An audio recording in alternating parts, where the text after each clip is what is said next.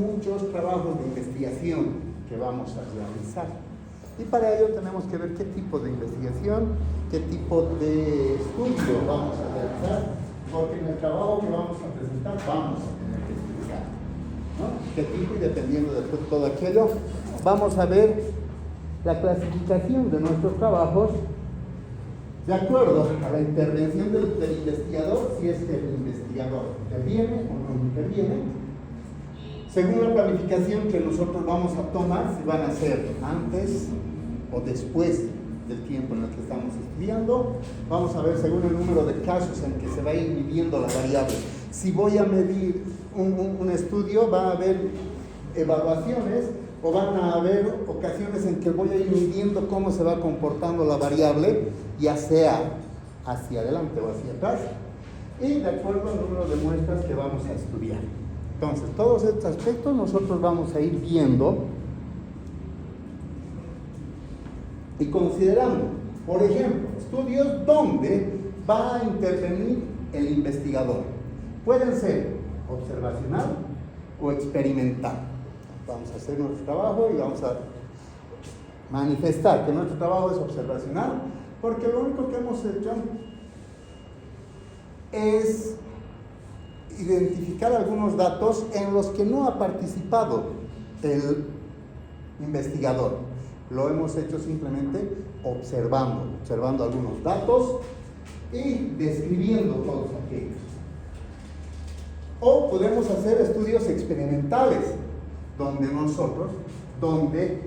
el investigador ha participado, el investigador ha planificado, el investigador ha establecido tiempos, variables y todo aquello.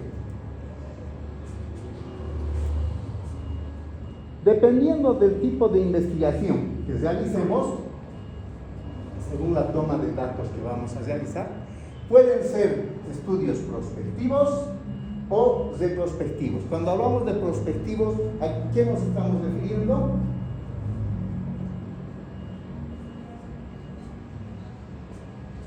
Cuando decimos prospectivos y retrospectivos.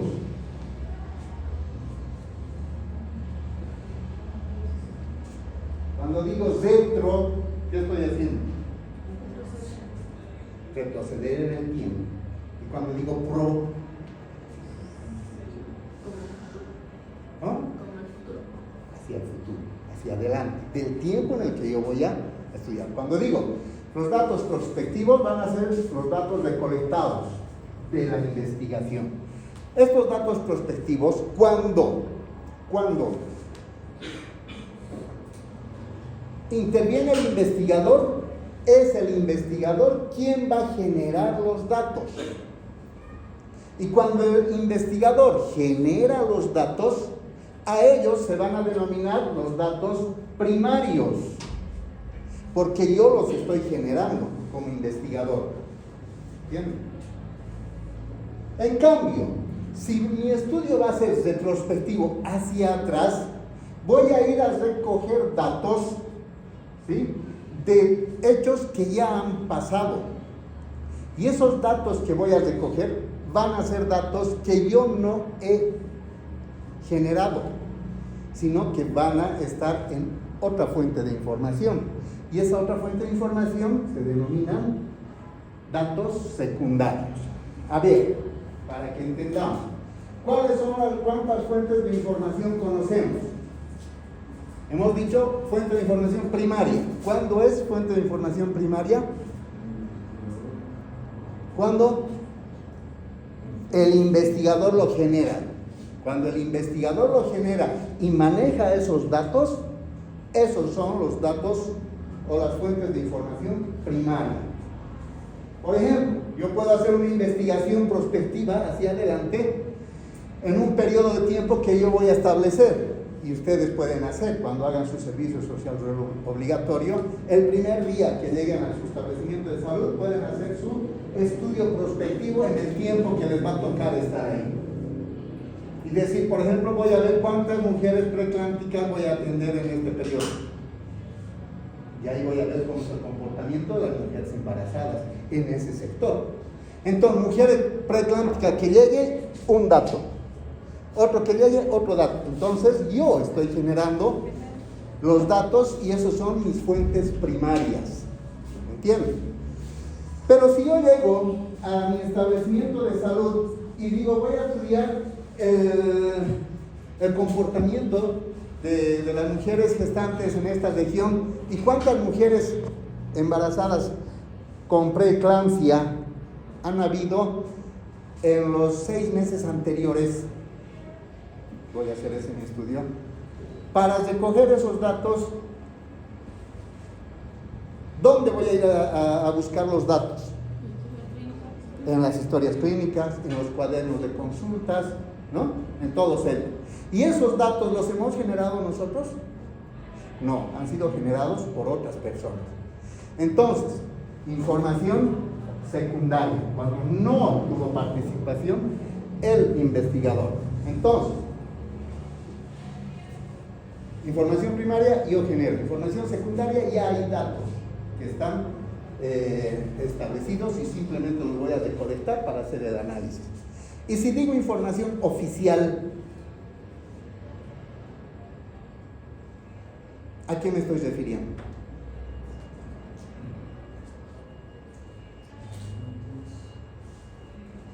Cuando sale en el periódico, en la prensa, y dicen en el año 2022, en el último semestre, han habido 46 muertes maternas en Cochabamba. ¿Dato oficial? Sería actual, porque es el dato actual. No, está hablando de oficial. Que es lo mismo que decir el gobierno. ¿Perdón? Oficial no es para que lo diga el gobierno. El ejemplo que te he dado, ¿ese es dato oficial? Está avalado por una entidad superior. Que sea recientemente investigado. Por eso. ¿Ese dato que da el periódico es un dato oficial? Estoy preguntando. Siempre y cuando tenga no sé, una institución que organiza. Y si no estás respaldado,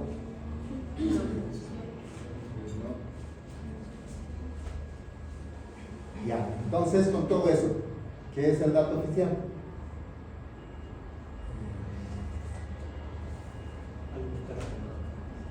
¿Ah? ¿Qué entidad? Entidad. Ese dato lo ha dado una investigación que ha hecho la Asociación de Prensa de Cochabamba. Tiene que ser del Ministerio de Salud. ¿Cómo es? Si es un dato muerte con Por eso. Ha dado un dato, ¿quién? Una institución. La institución es la Sociedad de Prensa de Cochabamba. En este caso es dato oficial. Es una institución profesional. Es dato oficial. Pero no es de la salud. ¿Qué? No es de la salud. Pero está hablando de preatlántica, les he dado el ejemplo. A ver, ¿no me han entendido el ejemplo? Les he dicho. Ejemplo. En la prensa sale una noticia que han habido 46 muertes maternas en el último semestre del año 2022. Es un dato oficial, les he dicho. Me dicen porque tiene que estar respaldado por una organización. Y esa organización es la Sociedad de Prensa de Cochabamba. ¿Es dato oficial?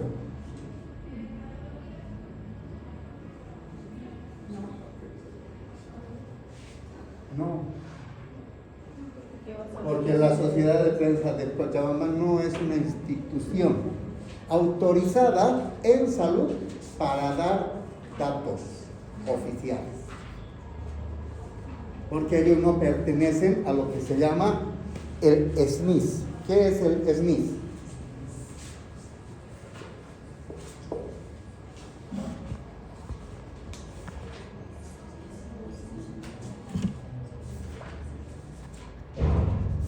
¿Qué es el SNIS? Y eso ustedes tienen que saber, conocer, porque de ahí en adelante datos que vayan a buscar tienen que recurrir al SNIS, que es el Sistema Nacional de Información en Salud. ¿No? Este Sistema Nacional de Información en Salud se ha creado y se ha generado a partir del Ministerio de Salud, y hay el Sistema Nacional de Información en Salud a nivel nacional, donde tienen todos, absolutamente todos los datos de todos los eventos relacionados con salud en Bolivia. Tienen inicialmente desde el número de establecimientos de salud que existen, de acuerdo a los niveles que existen. Tienen el número de personal de salud que tienen, desde subespecialistas, especialistas, médicos generales, enfermeras, licenciadas, técnicos medios, todo personal, todo el personal. Tienen número de equipamiento de todos los establecimientos de salud. Y tienen las prestaciones que dan todo establecimiento de salud. Y también saben cuántos pacientes se atienden en diferentes patologías. Todo eso es el Sistema Nacional de Información en Salud. Hay a nivel nacional y hay a nivel departamental. ¿Sí? Eso a nivel Bolivia. Cuando queremos hablar del Sistema Nacional de Información en Salud a nivel departamental, ¿cuál es el representante en el departamento? El CEDES, el Servicio Departamental de Salud. Ellos son las instancias autorizadas que nos van a permitir o nos van a dar datos oficiales. No hay otras instituciones.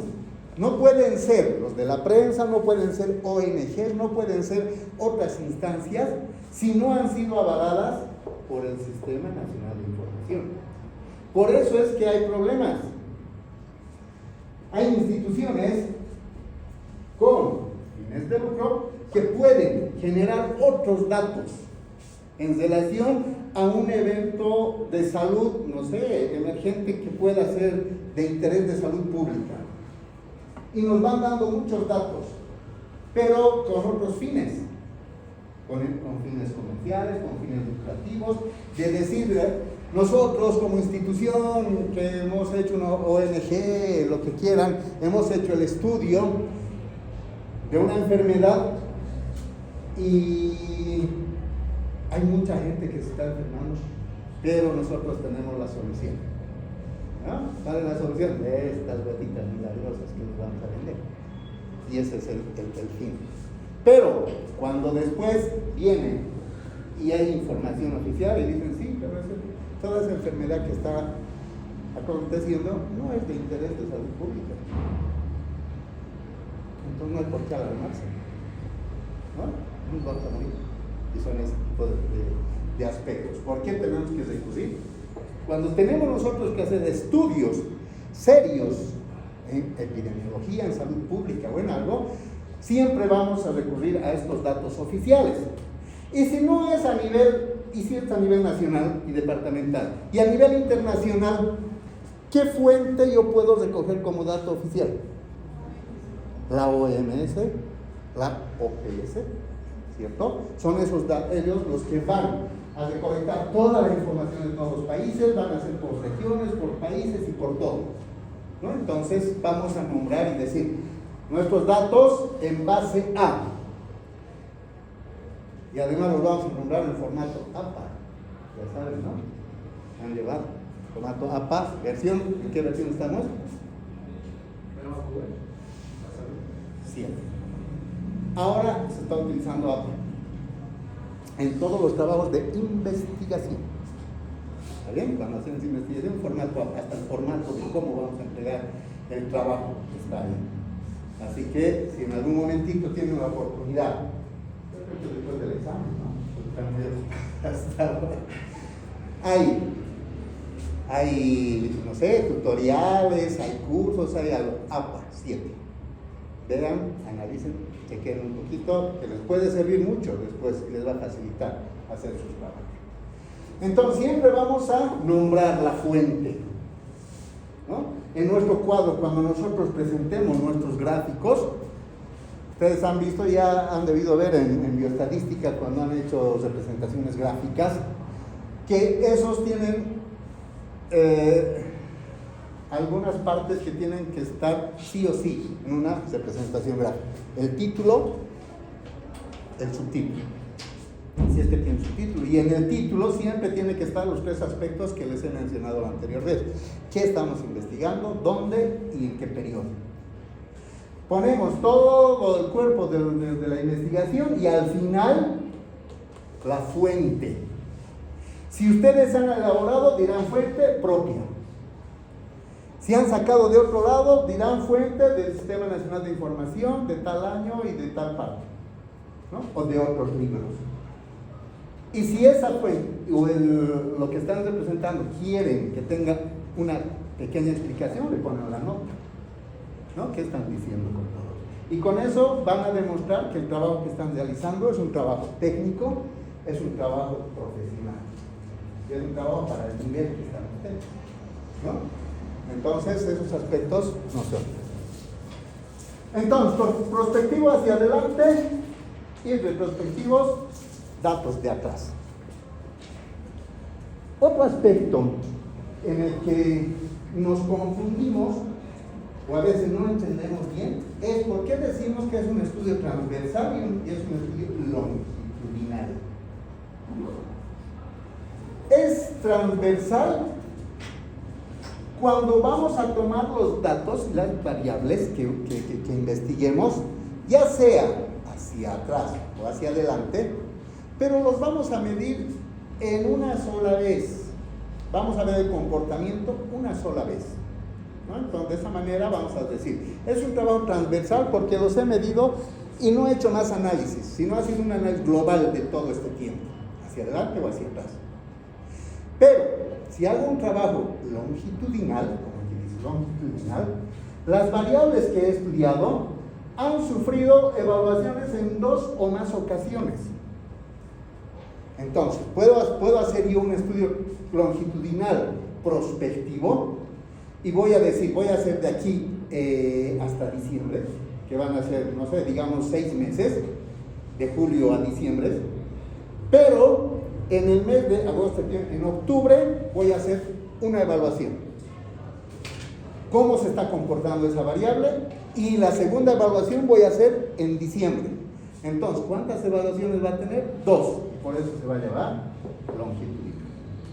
O voy a hacer un estudio retrospectivo que diga, voy a hacer estudio del comportamiento de esta enfermedad en 2 periodos. En el primer semestre, de enero a julio del 2022, y de julio a diciembre del 2022. ¿Cómo ha sido el comportamiento del COVID, por ejemplo? Ahí sí van a encontrar variables y van a encontrar diferentes tipos de comportamiento. Entonces, esas variables que vamos a estudiar, y van a haber 2 tipos en los que vamos a evaluar todo aquello, se va a denominar longitudinal, ¿no? Es importante manifestar siempre el tipo de estudio que ustedes están realizando en el trabajo que van a presentar. Luego, van a decir que es un trabajo, dependiendo de muestras o de la población o el universo que tomen, van a decir, es un trabajo descriptivo o analítico. Descriptivo porque voy a describir simplemente cómo está, cómo estoy viendo esa enfermedad o ese evento en salud que está afectando a la población, ¿no? Voy a ver cómo se ha comportado, cómo está, cuántos ha afectado y todo aquello. Pero cuando hablo de analítico, voy a ir buscando la causa. Voy buscando la causa y voy generando otro tipo de datos para que podamos nosotros considerar y podamos seguir con el estudio. ¿Está bien? ¿Los descriptivos pueden ser observacionales? Sí. describimos todo lo que estamos observando. Estudios descriptivos. Cuando hablamos de estos estudios descriptivos, ya les he dicho 3 cosas que siempre tienen que estar: persona, lugar y tiempo. Cuando hablamos qué estamos estudiando, en quiénes, dónde y en qué tiempo, siempre tiene que haber eso. Eso es la base principal para los estudios. Dentro de estos estudios descriptivos, ¿qué tipos de estudios vamos a considerar? Estudios longitudinales, serie de casos clínicos, estudios transversales o de prevalencia. Y dentro de ellos van a ver en la serie de casos clínicos, por ejemplo, estudios longitudinales, nos va a permitir generar hipótesis y no presentar grupo de control. Cuando hablamos de hipótesis, ¿qué entiendo por hipótesis?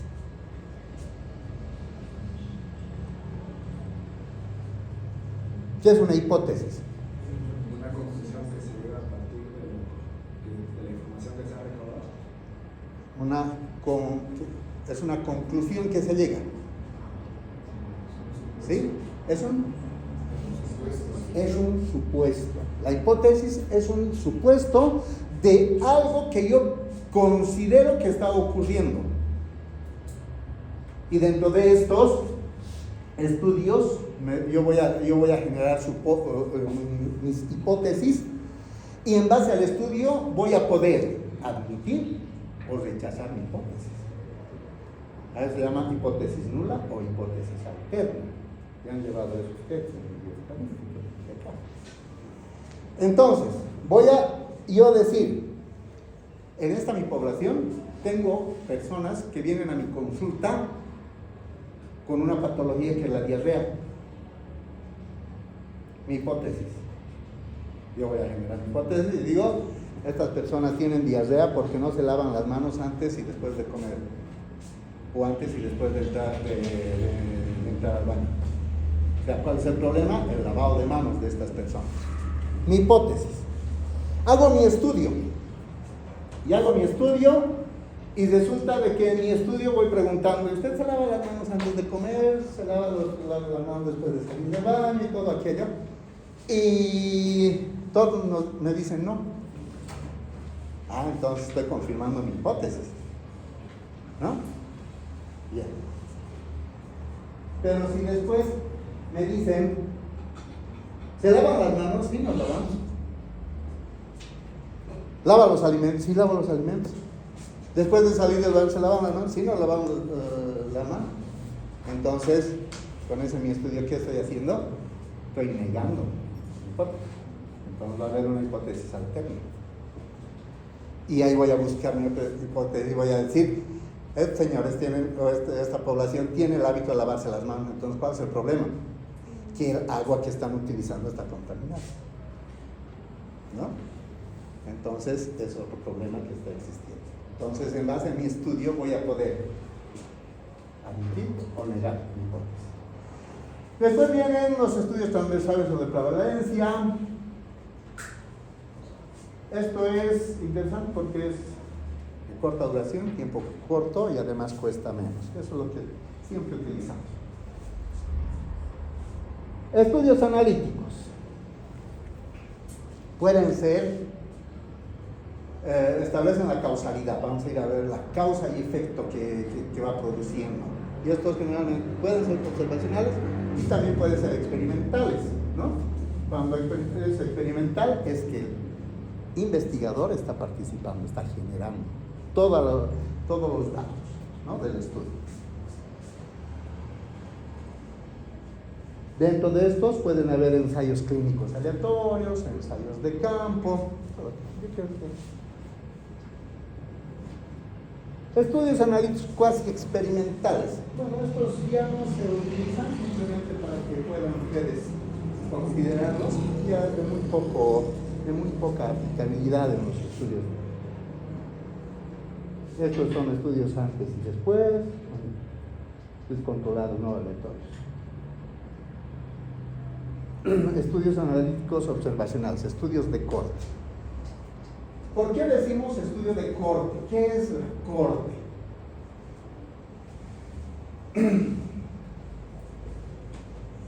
Son todas aquellas personas que vamos a estudiar, pero que están expuestos al factor de riesgo. Si yo voy a hacer un estudio de corte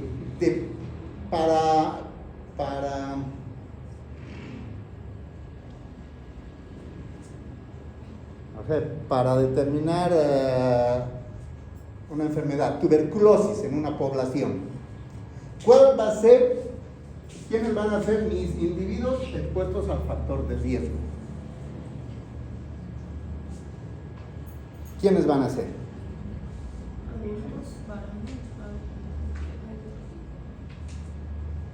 Van a ser lo que la anterior vez ya hemos hablado de definiciones operativas. Todos aquellos sintomáticos respiratorios. Porque son ellos los que están expuestos al riesgo y los que están ahí. Y vamos a determinar en base a eso. Corte, porque son esas las personas expuestas. No van a ser otras personas que si bien viven en la población, pero no tienen esta sintomatología ni están expuestos a eso. Ellos no van a ser parte de ese grupo. Es como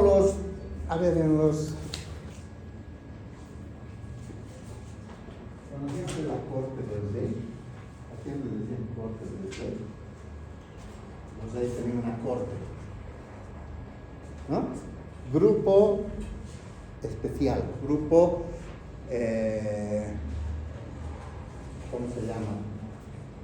Grupo asignado, grupo escogido, especialmente por el rey, porque le hacían de ayuda mucho para él. Entonces era un agente especial para él. Y esto es lo mismo, son gente corte que están expuestos a algo, solo ellos, los que están expuestos al riesgo. Por eso son la corte, estudio de cortes, y son grupos que nosotros vamos a elegir en base a algo.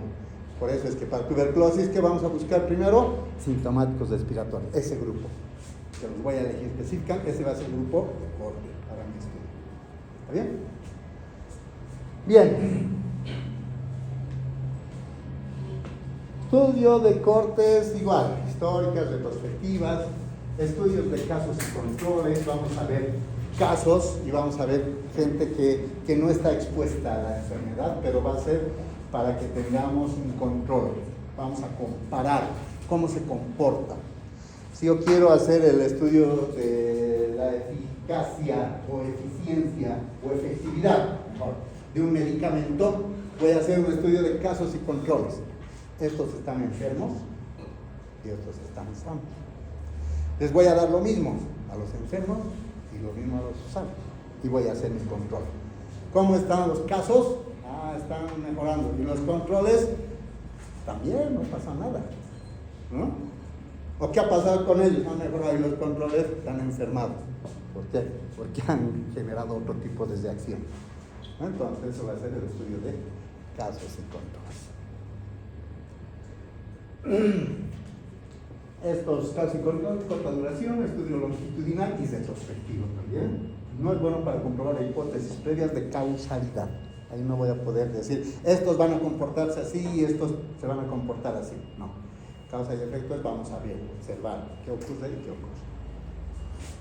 Pequeños detalles que nos van a permitir establecer tipos de estudio que nosotros vamos a manejarlos. ¿Está bien? Bien, a ver. Otro aspecto que tenemos que conocer. Voy a buscar.